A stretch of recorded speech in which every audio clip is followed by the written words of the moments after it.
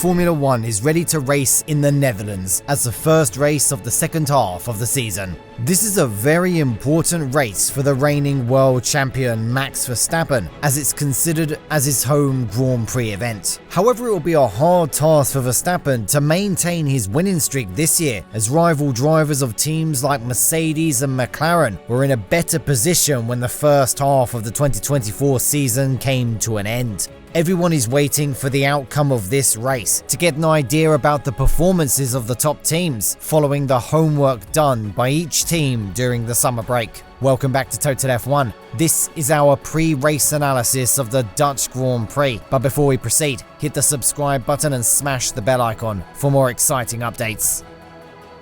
Even though the commencement of the Dutch Grand Prix is dated back to the 1950s, this event totally disappeared from the Formula 1 calendar after 1985, as the race organisers in that era decided to give up on the business. Then for the next 35 years, no one wanted to take the responsibility of holding this historic racing event. However, with the rising interest in Formula 1 within the Netherlands, due to the Red Bull driver Max Verstappen's success, a decision was made to hold this event again at Zandvoort. The initial plan was to include this event in the 2020 championship calendar, but that idea had to be postponed by 1 year because of the COVID-19 pandemic. After 35 years of absence from the championship, the event was held once again in 2021, and Max Verstappen was able to clinch the victory in that race. Then in the next 2 seasons, the Red Bull team had 2 powerful challengers, and with that advantage, Max Verstappen easily clinched the victory of those races, maintaining a 3-season-long winning streak. The Zandvoort track is described by drivers using terms like really quick, pretty insane, and crazy, with the series of challenges offered by this historical circuit. Before making a return to the Formula 1 calendar, a number of modifications were introduced to the layout of this circuit to make it better fit with the modern demands of the sport. The most famous corner here, Tarzan, was modified with an inclination angle of 18 degrees, and it resembles the inclined angles of the world-famous Indianapolis Motor Speedway. The current layout of the Zandvoort circuit is 4.259 kilometers long, and drivers need to complete 72 laps to cover the race distance of 306.587 kilometers.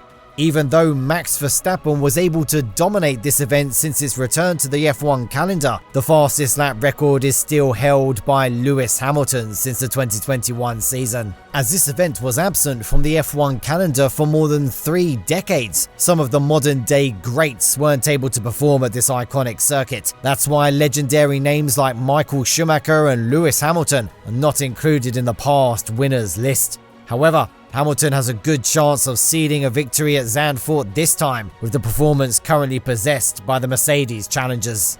When we look at the tyre strategies here, both 2-stop as well as 1-stop strategies are employed by teams depending on the demand of the team on race day. Normally, the 2-stop strategy, which employs soft, medium, soft combinations, is considered to be the fastest and most effective strategy here. In this situation, drivers start on a set of soft tyres and then switch to mediums in the first pit stop that arrives in the lap window of 15 to 20. After running on this tyre set till lap 45 to 50, drivers switch again to softs during the second pit stop.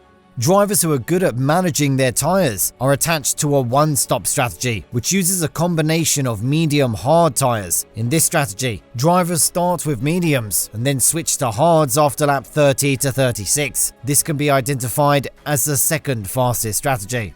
Apart from these 2 popular strategies, teams normally employ 2 other tyre strategies. One is a 2-stop strategy which uses a combination of soft, hard, soft tyres, and the other one is a 1-stop strategy which uses a combination of soft, hard tyres. But all of these are suited only for normal racing conditions under dry weather. In the case of wet weather conditions, drivers have to shift their strategies, which include intermediate and wet tyres.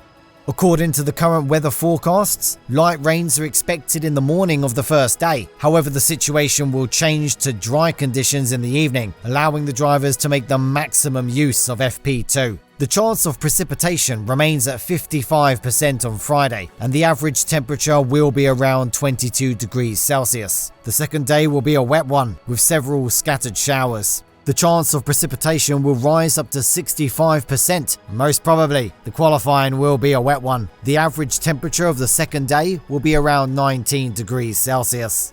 Luckily, the chance of precipitation will reduce down to 15% on the final day, and it will allow the drivers to unleash the full potential of their challengers without worrying much about the track conditions. The average temperature of the day will remain at 19 degrees Celsius. When looking at the performance of each team in the first half, it can be clearly stated that Red Bull is no longer the most dominant team in the grid. Both McLaren and Mercedes possess two powerful challengers, which can easily challenge the RB20 of the Milton Keynes-based squad. There were 14 races in the first half of the 2024 season. We were lucky to see 7 different winners from 4 different teams in the first half. However, the majority of these victories by non-Red Bull drivers was recorded in the latter stage of the first half, as Verstappen had some kind of dominance in the initial stage.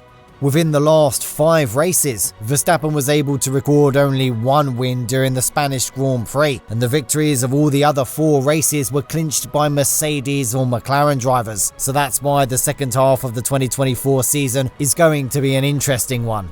Because of the dominancy that he maintained in the initial stage of the season, Verstappen is still leading the Drivers' Championship with a healthy lead of 78 points over Lando Norris in the second spot. However, the Red Bull team needs to improve the performance of their challenger to stay competitive in the second half. Otherwise, McLaren drivers have a good opportunity to close down this gap, as 10 races remain in the calendar.